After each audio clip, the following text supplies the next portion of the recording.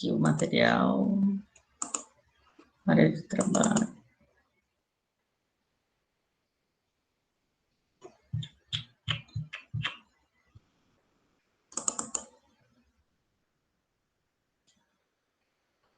Professor, eu posso fazer uma pergunta? Faz. Porque no simulado, sabe, tinha uma questão lá que era para ter um quadrinho. E esse quadrinho não estava lá. Eu tive que pesquisar na internet para eu conseguir fazer a questão. Ai, que bom que você pesquisou, então. Mas, professora, Eu não sei o que aconteceu, eu não lembro se eu não coloquei, se o que aconteceu. Pro. Eu fui ajudar minha irmãzinha no simulado. Eu não lembro, porque eu fiz e foi conferido pela coordenação, não sei se ficou sem mesmo, não sei. a Tá. coordenação conferiu e não falou nada. Não, Eles não leram o simulado. não, leu, mas às vezes passou batido, porque são muitas questões, né? Ei, deixa eu Quanto colocar vai aqui. ser a nota? Quadrinho, ele era um ou mais de um? O Pra quê? marcar a resposta correta. Era só um? Uma resposta. Todos era só um. Entendi. Ó, Eu acho que tinha vai um ou ser de dois. acordo com a quantidade de avaliação que vocês tiverem, vai ser somado e dividido, tá? Ô, Pro, mas já teve Não, um quando de... vai sair a nota? Ó, o é. conselho de classe é amanhã. Aí depois o conselho de classe que a gente que dá pra gente ter uma noção de quanto que vai sair, tá? Porque o bimestre foi estendido um pouco para terminar o conteúdo das outras matérias, né? Então vamos. Ô, Pro, Oi, mas não tinha uma lá que era de múltipla escolha? Na sua prova? como assim? No simulado tinha uma questão da sua matéria que era de múltipla escolha. Uma Que era questão? Eram 5. Todas são de múltipla escolha. Não só a minha matéria. Não, não escolher mais de uma. Não. Mas tinha uma lá. Teve uma sua que era para marcar mais de um, não teve? Teve. Teve. Eu lembro. Sim, mas era só ler o enunciado não estava em plural. Né? Deixa eu colocar aqui para vocês.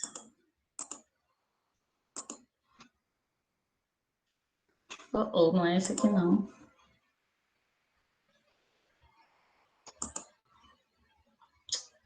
Errei aqui. Deixa eu procurar.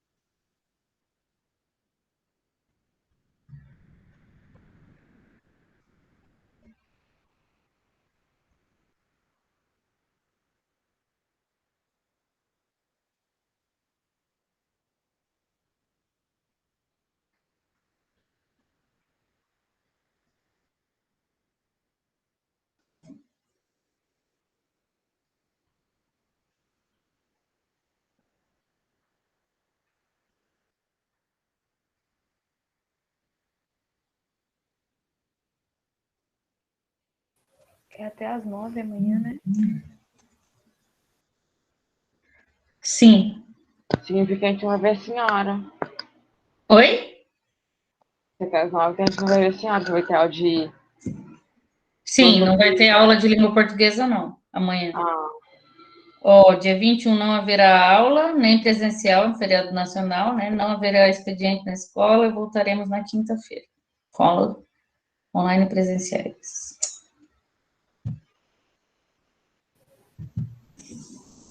pera, a gente vai vir na quinta-feira para as aulas? Só tem um dia de folga, que é o feriado. Os demais é normal. De manhã a gente continua online, né? Até na semana que vem voltar ao normal. Posso mudar já?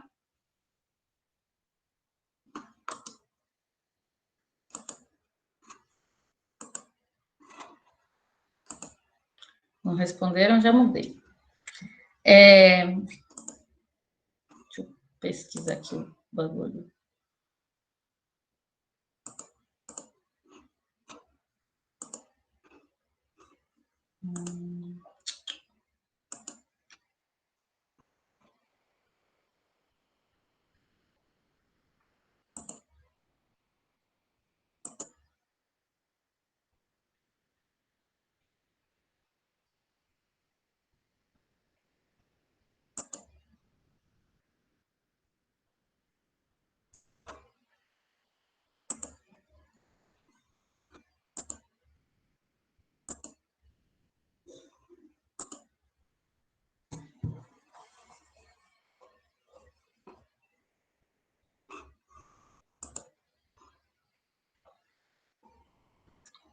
Peguem aí o material de vocês. Vou colocar aqui, compartilhar a tela.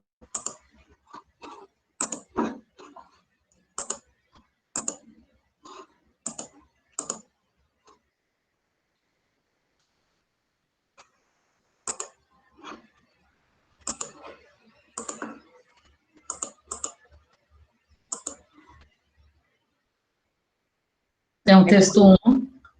É de corrigir isso? Sim, isso? Como assim? Isso. Não, que eu pensei que era a gente corrigir outras coisas. Eu vou lá Ué, pegar o mas negócio.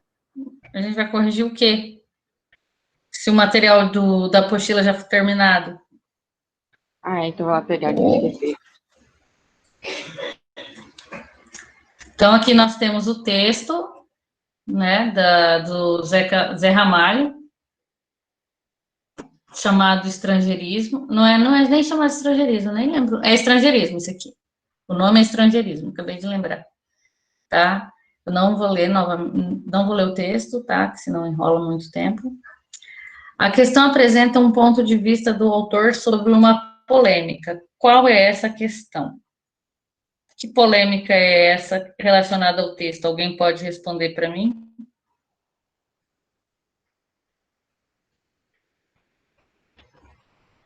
Alguém arrisca? Qual é o assunto abordado no texto? Sobre o que ele fala? Fast food. Ah, ah.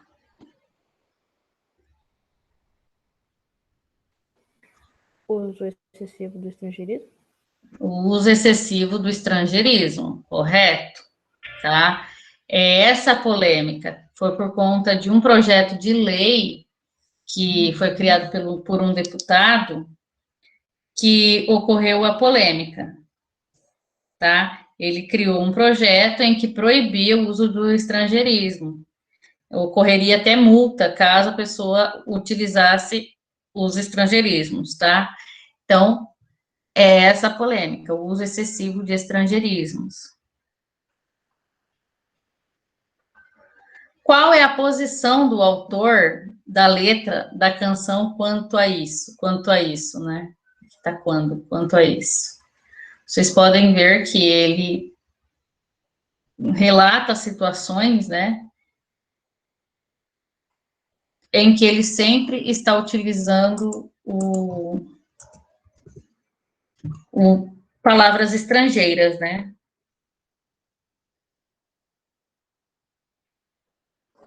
Qual que é a posição dele?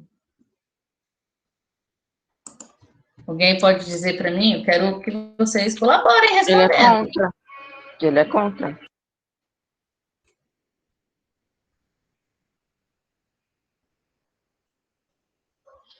O verso e os mendigos que hoje vivem nas calçadas ensinariam ao brasileiro que aqui se fala português. Permite associar o uso do estrangeirismo à posição social? Explique. Teve aluno que perguntou para mim sobre isso na aula. Porque, por exemplo, quando a gente fala que os mendigos ensinariam português, equivale ao quê? A que classe social os mendigos pertencem? E por que eles ensinariam português? Vocês têm que pensar o seguinte, aí tem aluno que entrou aqui agora. Vocês têm que pensar o seguinte, quando nós somos falantes da língua portuguesa, independente de termos acesso à educação, nós falamos a língua portuguesa, nós somos falantes nativos, né? Independente de ter acesso ao ensino ou não. Então, os mendigos, independente da classe social que eles pertencem, independente deles estarem à margem da sociedade, eles são falantes da língua portuguesa, usando concordância ou não, tá? E a partir do momento em que se utiliza pouco ou nem utiliza a língua estrangeira, quer dizer o quê? Por isso que eles ensinam, né? Então, vocês podem pensar que eles teriam menos acesso à língua estrangeira que nós, né? Por eles estarem à margem da sociedade, eles acabam sendo excluídos da língua estrangeira, né? Então, eles ensinariam melhor a língua portuguesa que os falantes que usam de forma exagerada a língua estrangeira. Então, qual que é a resposta que eu tô perdendo? Essas questões são pessoais, vocês têm que interpretar de acordo com o que eu falei. Eu dei a minha interpretação diante disso. Por que que os mendigos ensinariam a língua portuguesa? O que permite associar o uso do estrangeirismo à posição social? Quer dizer o quê? Que quanto mais a pessoa for menos favorecida, ela utilizaria menos a língua estrangeira? Qual que seria essa posição social? A posição social do mendigo, aqui no caso.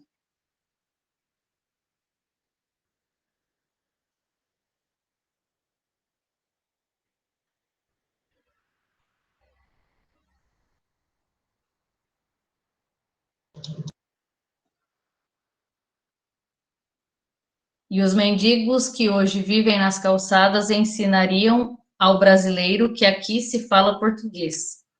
Permite associar o uso de estrangeirismos à posição social. Explique essa associação. Então, vocês vão escrever o quê?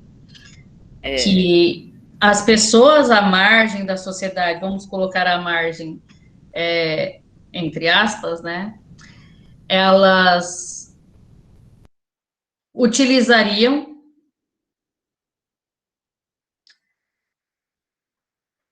a língua portuguesa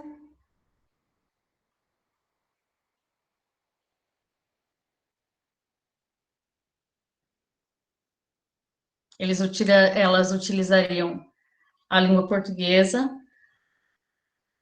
por ocuparem uma posição social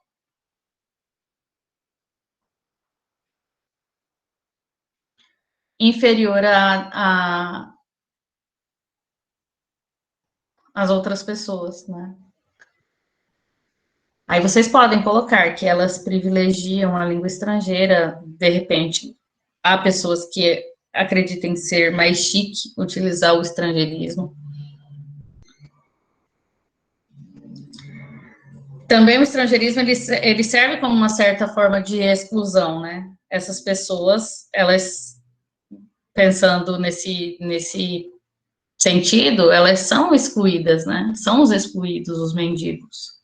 Não só os mendigos, mas nesse contexto, Eles são os excluídos, por não pertencerem a uma posição social privilegiada. E ironias à parte, eles ensinariam português melhor.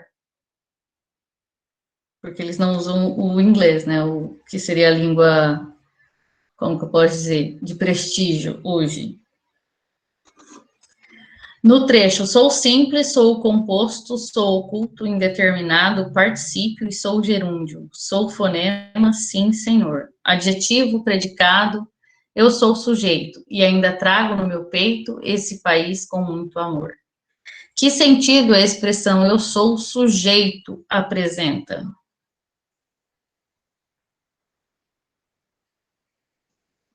Sentido de classe gramatical?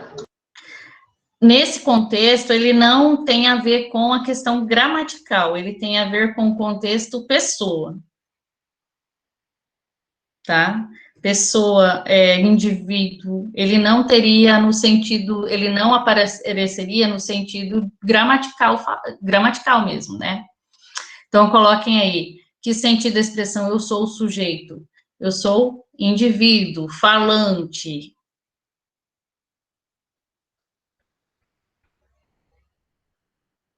Brasileiro.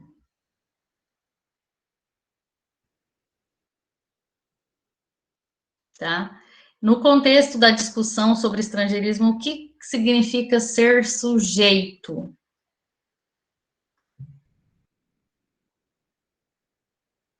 Aqui, ó, nesse sentido de ser sujeito em relação ao estrangeirismo. Professora, Oi. ser sujeito, tipo, ser uma pessoa desse país, ser uma pessoa leal a esse país? Da letra A que você está falando? É. Sim. Agora, no contexto da discussão sobre estrangeirismo, o que significa ser sujeito? Seria tipo um substantivo? Não, ele é um substantivo, mas é você se sujeitar a usar o estrangeirismo, porque é algo que está presente na nossa realidade, né? É como se fosse uma criança. Porque Não. Não, deixa eu terminar a ideia que eu fiz. Que a Hum. criança é sujeita a várias ideias. Por isso, é sujeito a muitas ideias diferentes com o estrangeirismo. Ser sujeito a se adaptar a determinadas situações? É. Sim.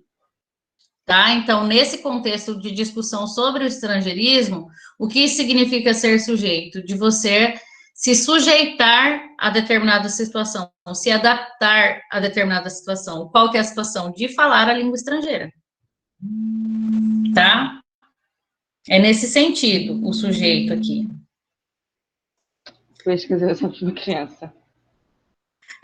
O que confunde, como aqui na questão estava falando, sou sujeito composto, indeterminado, blá, blá, blá, tem a ver com a parte gramatical, mas no texto, qual sentido seria, né? Apesar de a canção criticar o uso excessivo de estrangeirismos, o autor finaliza com a frase, oxente, brother, em que emprega uma palavra de uma variedade regional e um estrangeirismo. Explique a contradição existente nessa expressão. O oxente é uma expressão nordestina, tá? É uma variação regional, específica do Nordeste, tá? E a contradição é utilizar o regionalismo e misturar com o estrangeirismo. Então, o contraste seria esse. Porque você não utiliza o inglês, você utiliza palavras estrangeiras. Você não fala o inglês, você fala o português misturado com o inglês. Essa contradição aqui, né? Oxent Brother. Aconteceu uma situação, para destacar em relação a essa variação geográfica, a minha professora da faculdade, ela é nordestina, e ela fazia inglês, e o professor dela falou que ela nunca iria aprender a falar o inglês. Por quê? Por conta do sotaque que ela tem, nordestino. Aí ele falou, você nunca vai aprender inglês. porque você fala, você usa muito o sotaque, e o sotaque vai acabar atrapalhando para você aprender a falar o inglês. Aí aquilo, em vez de ser algo que sabotasse o curso dela, que ela estava fazendo, né, para falar inglês, aquilo serviu como incentivo. E ela estudou, foi a fundo, né, estudou inglês, aprendeu a falar, e ela fez questão de encontrar com esse professor e falar com ele só em inglês. Né? Existe muito a questão da discriminação no nosso país, não estou falando nem de estrangeiro em relação ao brasileiro, eu falo do brasileiro em si. Como o nosso país é muito extenso, cada região fala de uma forma diferente, e há aqueles que pensam que o sotaque, a forma de falar, a forma de se comunicar seja melhor que a outra. Né? Ô, Pro, Oi. eu lembro até uma mulher foi fazer uma novela para interpretar uma pessoa do Nordeste. E ela era nordestina. Só que as pessoas tinham a ideia que o Nordeste era sujo. Os que passavam maquiagem, parece que as unhas dela estavam mais sujas do que o normal. Não, é tudo, não só o tom da pele, a forma o sotaque, as palavras que as pessoas utilizam que são diferentes, tudo isso, o próprio Big Brother mostra essa questão, voltando ao Big Brother, porque lá, uma das primeiras pautas que apareceram no programa foi em relação a Juliette, por ela ser nordestina e por ela ser paraibana. Porque o Nordeste, ele tem vários estados, e cada estado fala de uma forma diferente também. E eu vi um paraibano falando sobre, ele disse, inclusive, que a pessoa ela pode ter o currículo que for, o melhor possível, e já aconteceu isso, inclusive, com ele. Ele pegou e falou assim, que ele tinha um currículo perfeito, e na hora de fazer uma entrevista de emprego, falaram para ele, ó, o seu currículo está perfeito, o problema é que você precisa saber falar direito, como se a forma que ele falasse fosse a forma errada. Não existe errado em relação a isso. São formas diferentes de se comunicar, e cada região fala de uma forma diferente. Então, isso é um preconceito linguístico. Quando você pega e se define como falar melhor do que o outro, porque o outro não fala igual a você. Isso é uma forma de preconceito linguístico. Então, o que ela sofreu, por ser nordestina, é uma xenofobia. E acontece muito, principalmente por conta do Nordeste. E tem até estudos que eles mostram que o Nordeste é uma das regiões em que as pessoas têm um desempenho melhor que outras regiões do país em relação à educação. Tá? Só estou falando isso por conta da questão que aborda a questão da variedade geográfica, tá? Aqui tem a variedade geográfica por conta da expressão oxente e brother por conta do estrangeirismo da palavra de origem norte-americana, né? Do inglês, brother. Então, a contradição é essa, é utilizar termos que são típicos regionais com estrangeirismo. Aí nós temos aqui no texto 2, nós temos aqui uma sequência de imagens, não tem escrita, apenas a linguagem não verbal. Então, vocês veem uma sequência, ele indo e vindo, indo e vindo, indo. E essa pessoa, aparece o coração, no início da narrativa, né, do quadrinho. Ele aparece o coração totalmente preenchido, né? E a mala vazia. Ele volta. O que acontece? À medida que vai diminuindo esse preenchimento do coração, vai acrescentando na mala. Ele volta com a mala um pouco mais cheia e o coração um pouco mais vazio.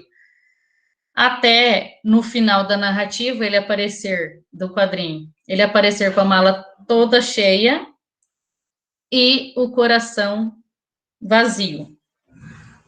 Então, vocês teriam que explicar essa sequência Ó, que elementos se alteram ao longo da sequência? Os elementos que se alteram são o coração e a mala, né? O que cada um desses elementos pode estar representando no cartoon? Então, como aqui a gente pode pensar na... Eu acabei não compartilhando tela, mas eu sou uma anta. Calma aí. Ô, Pro, Hum. que a cada vez que ele vai saindo, sua maleta aumenta, dizendo que o seu coração construiu sua vida e a maleta seu trabalho, o sentimento e o dinheiro. Como se estivesse trocando seu sentimento pelo dinheiro para ele conseguir ter as coisas que ele quer. Sim. Aqui, se a gente for pensar o coração, ele está relacionado ao emocional. E a mala está relacionado ao racional, ao dinheiro, ao consumismo, ao trabalho, à carga excessiva de trabalho. Então, dá para a gente analisar em várias situações. Se a gente fosse pensar na carga excessiva de um médico ou de um profissional de saúde, não vou nem colocar um médico, um profissional de saúde, em plena pandemia, então quer dizer o que isso daqui, se a gente fosse contextualizar em relação à pandemia e à carga de trabalho de um profissional de saúde? É que à medida em que ele começa a trabalhar no automático, porque ele está fazendo isso, não tem como. Então, a mala, ela vai simbolizar o quê? A carga excessiva de trabalho dele. E à medida em que ele está trabalhando em excesso, o emocional dele está cada vez mais prejudicado, né? Eu vi uma série, o nome Ou ele não tem sentimento, né? Porque você acaba tanto no automático, vendo tanta gente morrer que você nem se assusta mais com aquilo. Ou em relação a... Porque a pessoa acaba ficando no automático, né? E o que eu ia falar, que eu acabou fugindo da minha cabeça, pode falar, eu depois lembro. Eu vi uma série chamada Tuki Bert, eu terminei. E ela conseguiu uma promoção, só que com a promoção ela trabalha mais. Então ela fica bem mais cansada. Aí outras coisas acabam ficando em segundo plano, né? Você acaba se sobrecarregando no trabalho e aquela parte emocional acaba ficando de lado. E isso vai acarretar o quê? Em doença, né? A pessoa adoece mesmo. Então, vocês podem escrever que elemento, o que cada um dos elementos podem estar representando no cartoon. Vocês podem falar os elementos coração relacionado à emoção, o trabalho, a razão. Né? Pode ser nesse ângulo, nesse sentido aqui. Qual é a provável crítica que pode inferir dessa sequência? Então, vocês podem colocar a carga excessiva de trabalho, em que o lado profissional acaba... o lado profissional, ele acaba interferindo muito no lado pessoal. E a sobrecarga de serviço acaba interferindo na saúde, né, no emocional da pessoa. Isso daqui é pessoal, tá? Vocês vão analisar a sequência e vão verificar o que cada item corresponde.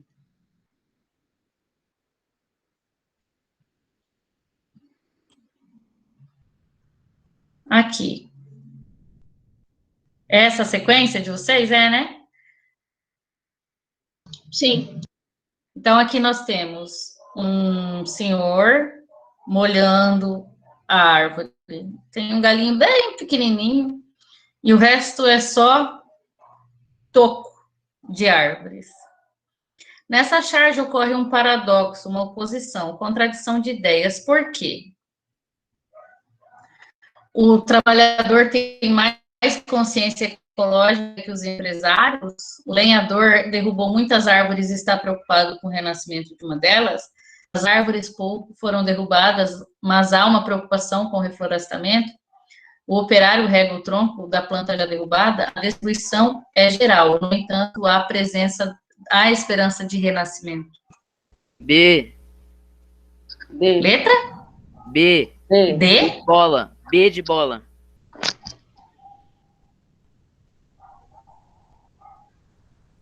O lenhador derruba as árvores e está preocupado com... Não, a Letra destruição B. geral. Olha aqui. Letra B de Não é bola. a letra E. Ah, não. Letra E. Ah, tá. Ó, a destruição é geral. Vocês podem ver que não tem nenhuma planta aqui. É tudo, nenhuma árvore. É só toco. E aqui tem essa plantinha que ele está regando. Ele está preocupado. E aqui está relacionado à esperança. Ó. Se brotou aqui, quer dizer o quê? Que aqui pode surgir uma árvore, né? A esperança. Por isso, contradição. Qual é o problema social abordado através do recurso não verbal? Explique com suas palavras a crítica presente na charge. Eu posso? Então, vocês vão falar sobre o desmatamento. Pode falar. O desmatamento. Porque eles só se preocupam com o dinheiro que eles vão ganhar. Um lápis. Para fazer um lápis de derrubar uma árvore. Só que eles querem fazer um monte de lápis e derrubar várias árvores. Cadernos, papel higiênico, folhas. Móveis. Um monte de coisa feito com árvore. Muita coisa. Então, o problema abordado, social abordado é o desmatamento, tá? E você vai explicar a charge, que... explicar com suas palavras a crítica presente na charge. Aqui nós temos o texto realidade. Existe sim, menina, tudo. Disco voador, oitavo sentido, utopia, pedra filosofal, feng shui, astrologia, cromoterapia, bobagens que surgem do nada, que surgem do nada. É do nada isso aqui, tá? Errado. Sim, professora, eu entendi essa Mas parte. existirá. Entendeu? Aham, é que o Ciano escreveu errado. Mas dá pra entender. Eu adoro o conceito de utopia. Tá. Coração em cada corpo? Sim. Não. NDA, Ulisses Tavares. No início do poema, o eu lírico afirma que existe tudo. Essa afirmação no contexto expressa certeza ou dúvida? Justifique sua resposta. Dúvida. Pôs um ponto de interrogação lá no final. Tá, mas ele está falando dessa parte.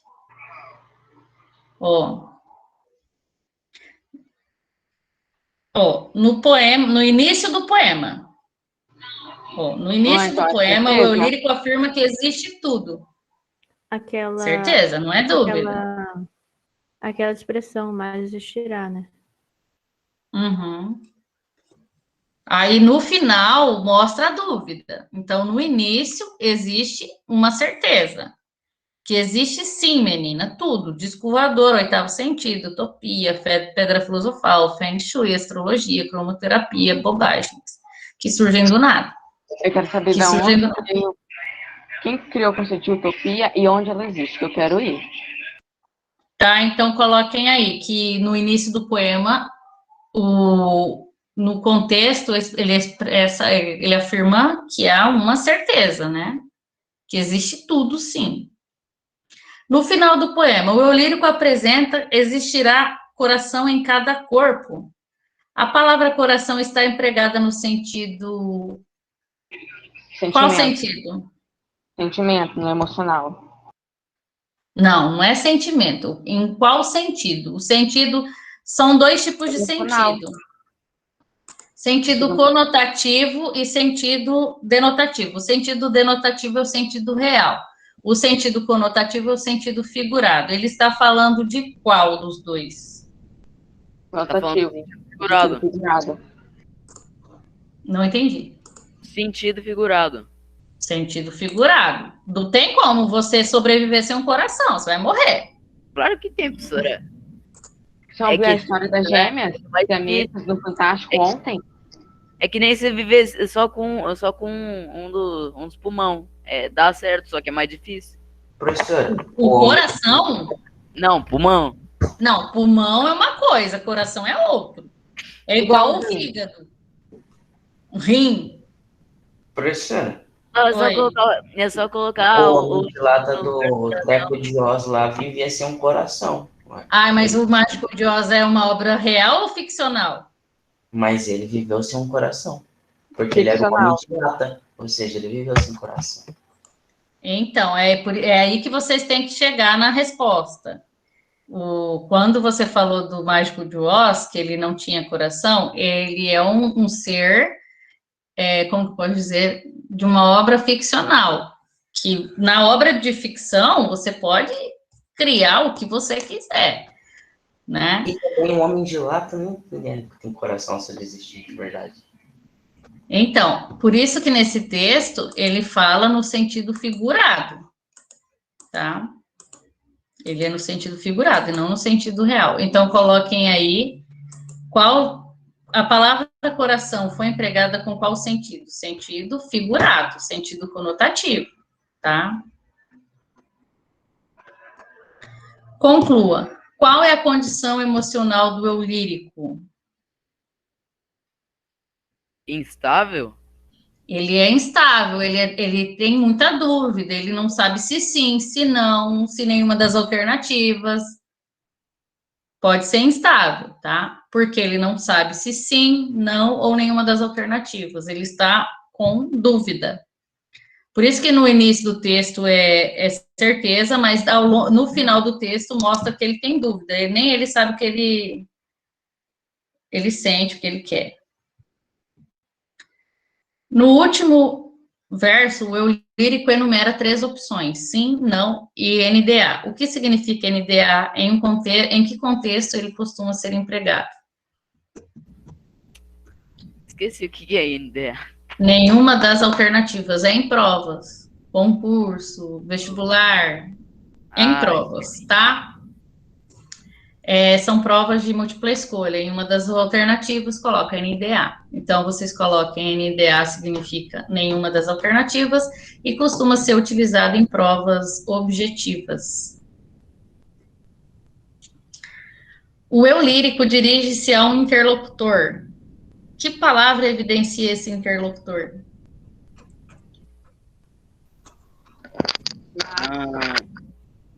Menina.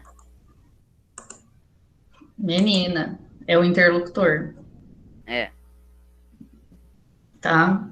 Isso daqui é um vocativo, tá? Está falando para ela, vocativo. Existe sim, menina. Tudo. Há uma inversão sintática, né? Caso o poeta preferisse a ordem direta, como ficaria para pontuar essa frase? Sim, menina. Tudo existe. Existe tudo. Existe tudo. Uhum. Porque o tudo é o complemento do verbo existir. Ah, é. Verdade, tá certo. Tinha percebido. Qual das frases das duas formas fica melhor? Por quê? A segunda, porque fica certa e mais fácil de entender.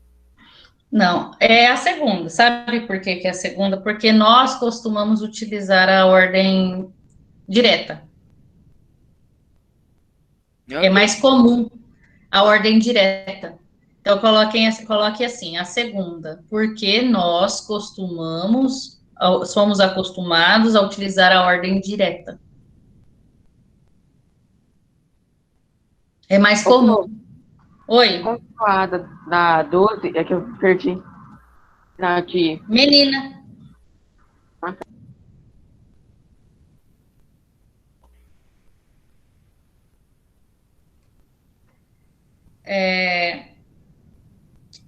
Mãe só tem uma. A professora passou uma lição de casa, fazer uma redação sobre o tema. Mãe só tem uma. No dia seguinte, cada aluno leu sua redação, todos dizendo mais ou menos as mesmas coisas. A mãe nos amamenta, é carinhosa conosco, é a rosa mais linda do nosso jardim, etc. Portanto, mãe só tem uma. Aí chegou a vez do Juquinha ler a redação. Domingo foi visitar lá em casa foi visita lá em casa. As visitas ficavam na sala, elas foram ficando com sede e minha mãe pediu para mim ir buscar Coca-Cola na cozinha.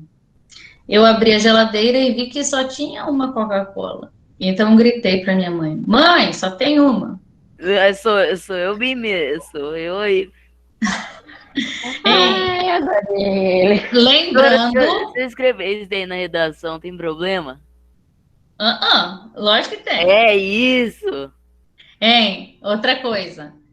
Para mim ir buscar. Mim não conjuga verbo, tá? Como esse texto está coloquial, tem algumas coisas erradas aí, tá?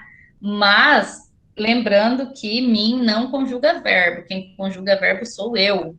Eu, tu, ele, nós, vós, eles, tá? Então, mim é pronome oblíquo.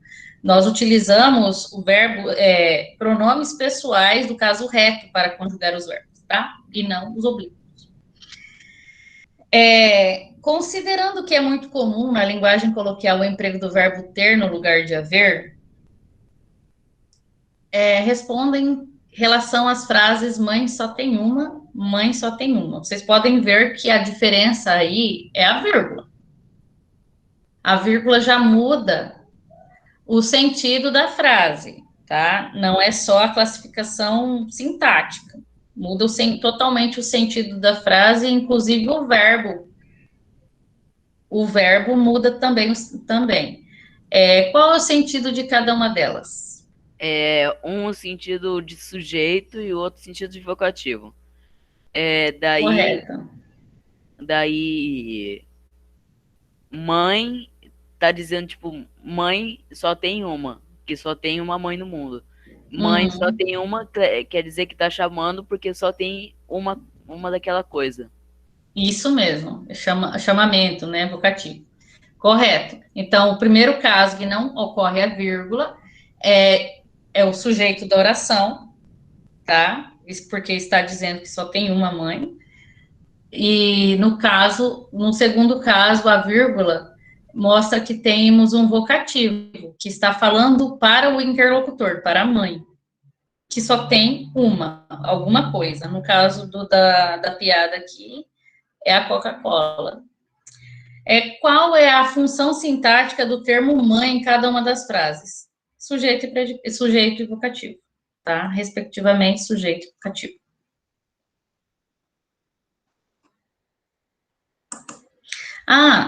No caso aqui, na letra A, qual é o sujeito de cada uma delas? Está errada a resposta, tá? Eu tenho que mudar. A resposta correta é na letra B, sujeito e vocativo. Na letra A, o sujeito é simples e na outra frase o sujeito é oração sem sujeito. Tá? Entenderam? Porque na pergunta está falando o verbo ter no lugar de haver. Verbo haver no sentido de, né? Então, coloquem aí. Oração sem sujeito. Sujeito simples e oração sem sujeito. Na letra A, é oração simples. Isso. Na letra B, é sujeito simples e vocativo. O termo mãe, né? Na número 14. O humor da anedota deve ser a diferença de significado entre duas frases. Em que consiste essa diferença de significado?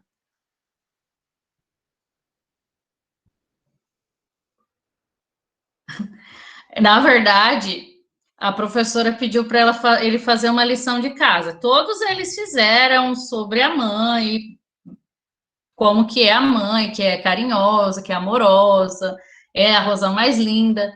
Já a Juquinha, ele não falou nada a ver em relação à mãe, né? Ele só utilizou o termo mãe. Juquinha foi além do que ele deveria ter feito. Ele trollou a professora, né?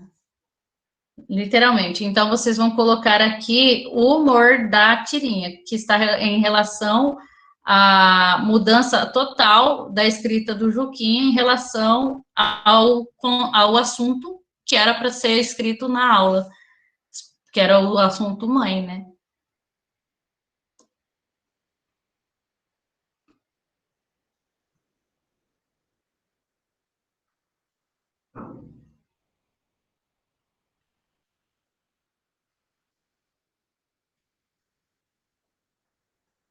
Número 15. Leia a frase abaixo. O melhor aluno da classe, Paulo, transferiu-se.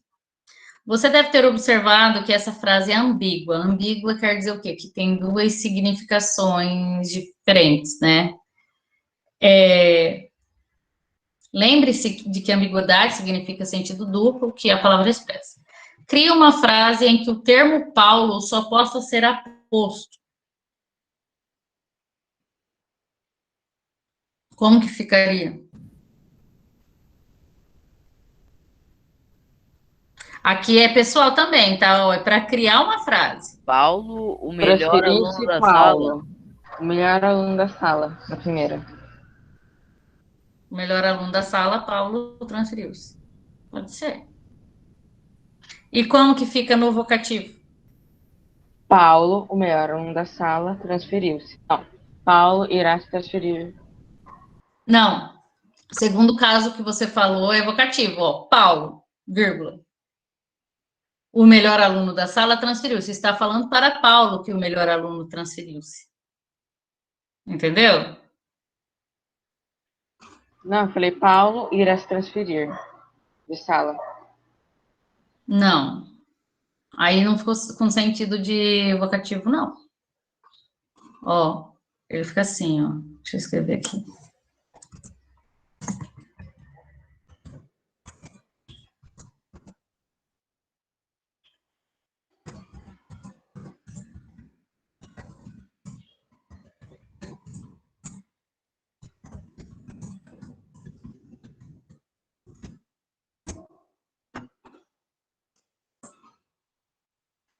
Aqui dá para entender que está falando para Paulo que o melhor aluno da sala foi transferido.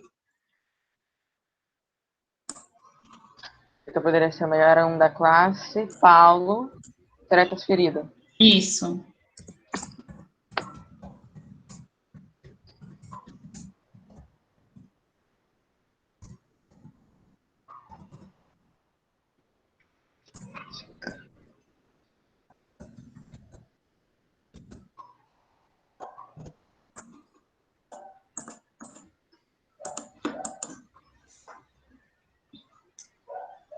Leia e compare o emprego do vocativo nas frases abaixo. Meu amor, não me deixe só. Ó, meu amor, não me deixe só. Qual que é mais... A segunda, É a segunda, por quê? pois tem qual que é o nome? Um acento no. No...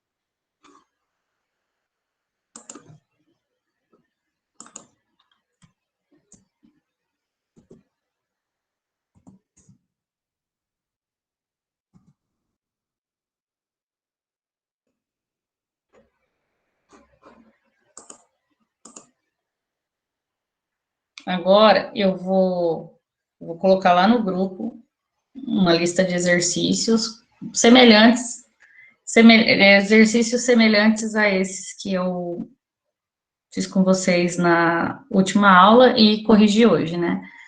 Aí, o que que vocês farão?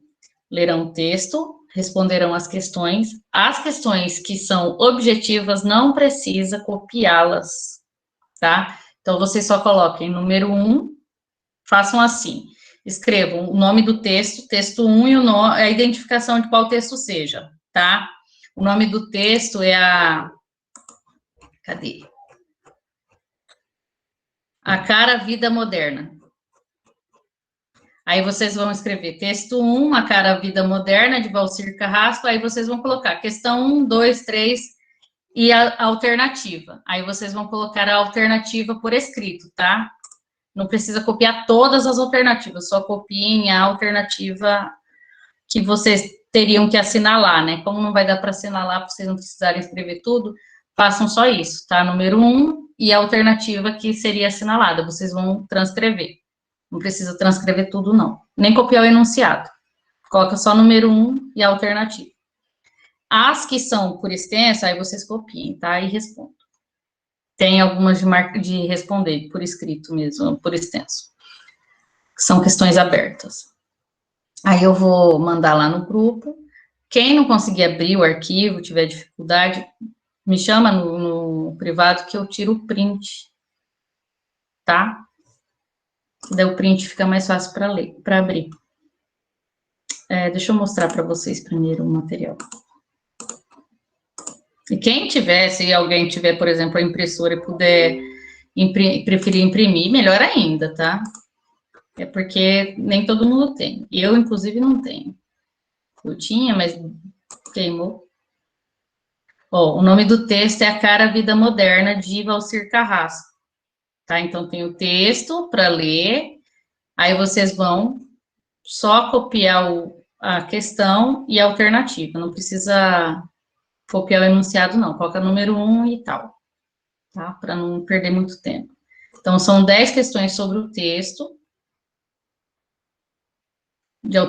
São questões de marca X, né? Professora, pode imprimir? Pode imprimir, se você tiver impressora, foi o que eu acabei de falar. Quem tiver como imprimir, pode imprimir, tá? Eu não exijo que imprima, até porque foi mostrado agora. Eu vou mandar o arquivo, tá? Aí tem o texto 2, que é um meme. Feliz Dia das que sempre tem razão. Quem sempre tem razão? Aí aqui vocês vão responder, tem o texto 3. A minha ordem tá que nem cara. Aqui. Mesmo sofrida, jamais me calo. Aqui tem uma pequena biografia dela, tá? Questão para responder sobre. E depois tem aqui uma charge para vocês analisarem. Não tem muita coisa para fazer, não, tá?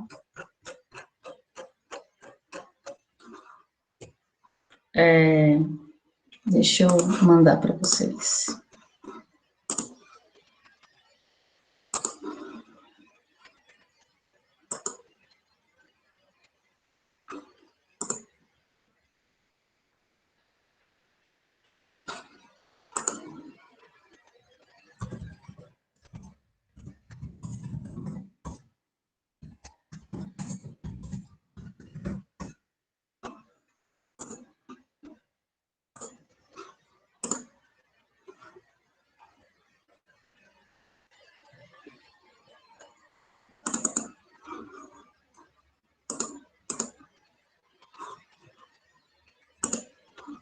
Mandei, tá? Aí, se vocês tiverem dificuldade de abrir o arquivo, daí vocês me avisem que eu mando print, tá? Aí, ainda nesta aula, eu vou corrigir.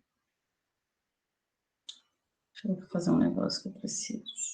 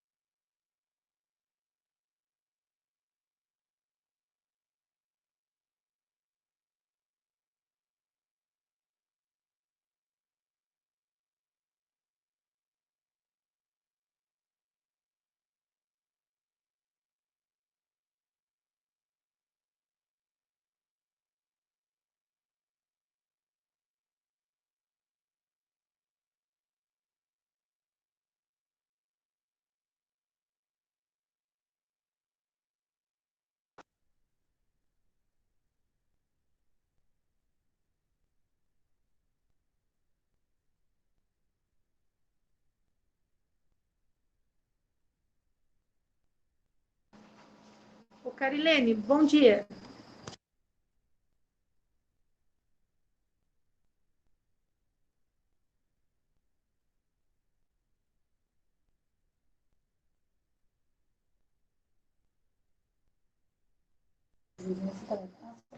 Carilene, tem alguém aí? Bom dia. Bom dia. Bom dia. Bom dia.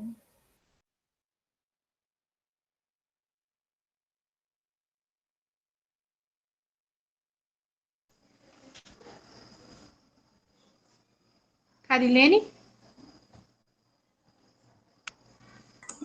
Esqueci de tirar o. Que eu estava falando agora, sozinha aqui para mim, porque eu estava no mudo. Eles estão fazendo exercícios, acabei de corrigir, e agora eles Tá. estão fazendo mais. Eu só queria Ô, dar um Pro, recado para eles, tá? Tá, pode falar.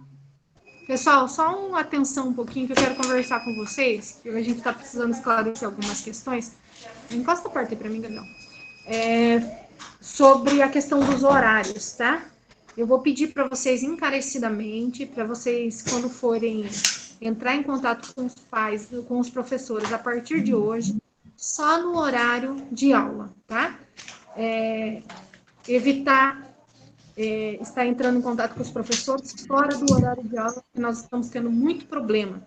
Então, tem professor que não está conseguindo nem ter final de semana, porque ele já explicou toda a matéria, gravou a aula, postou no Google Sala de Aula, tá tudo lá esclarecido. Aí o aluno fica o final de semana inteiro mandando mensagem para o professor, ligando para o professor, 11 horas da noite de domingo, ou 11 horas da noite do dia de semana, não importa.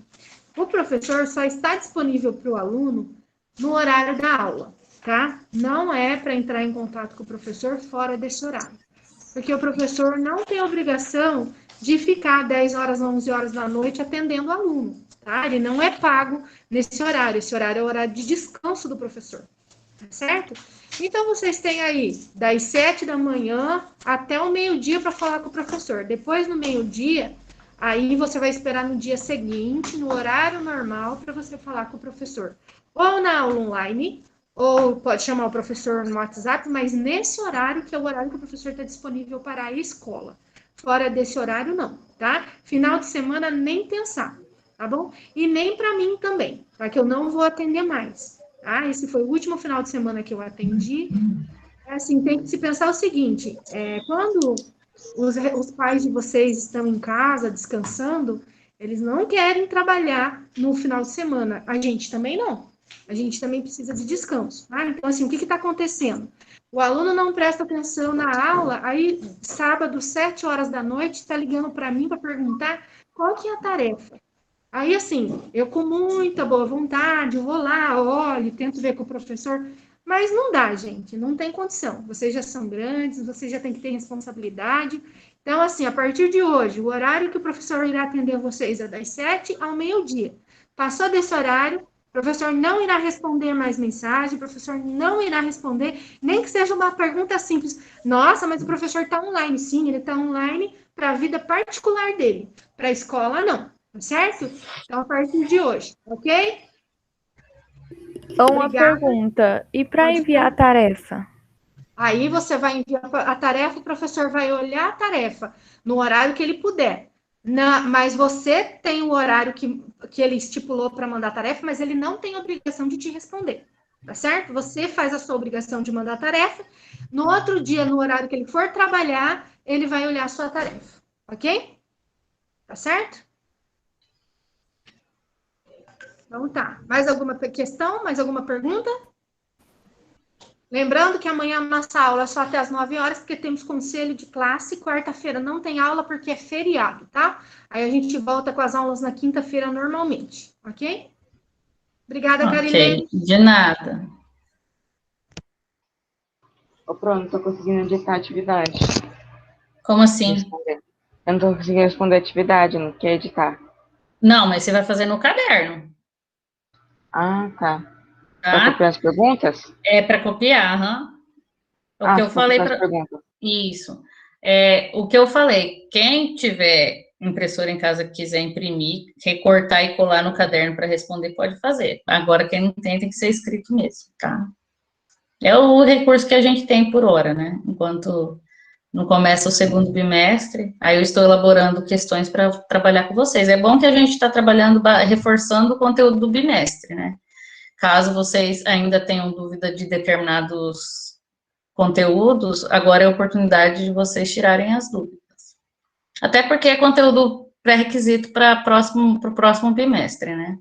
Vocês precisam reforçar aquilo que vocês têm ainda dúvida.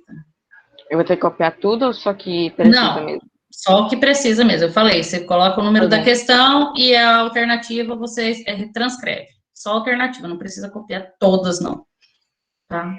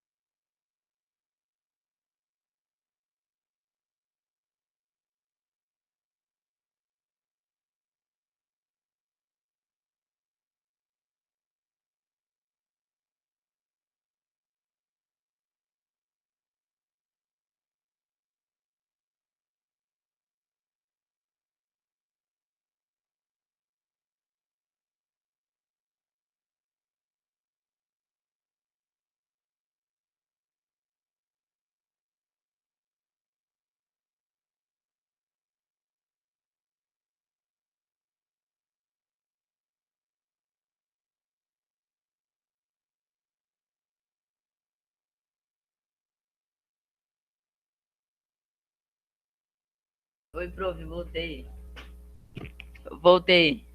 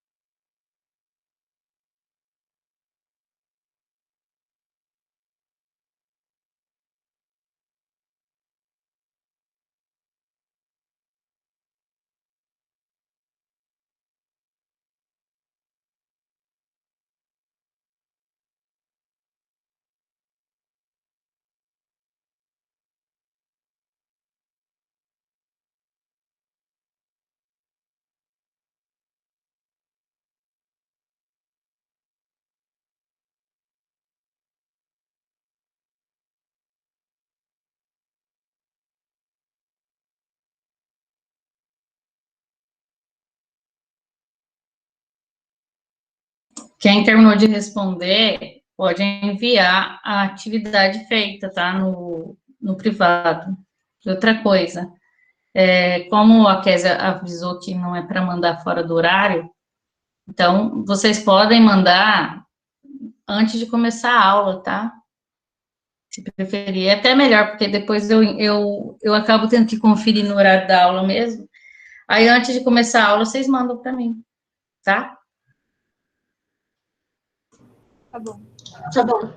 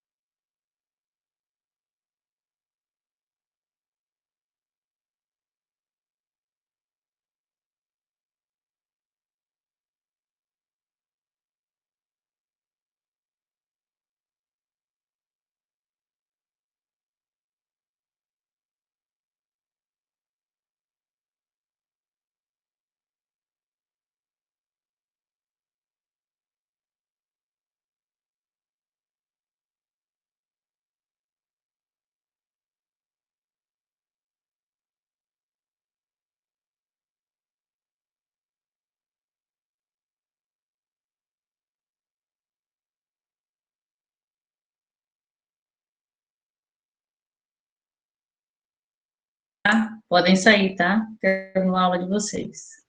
Tchau, Até a professor. próxima aula. Tchau. Tchau, professora. Tchau.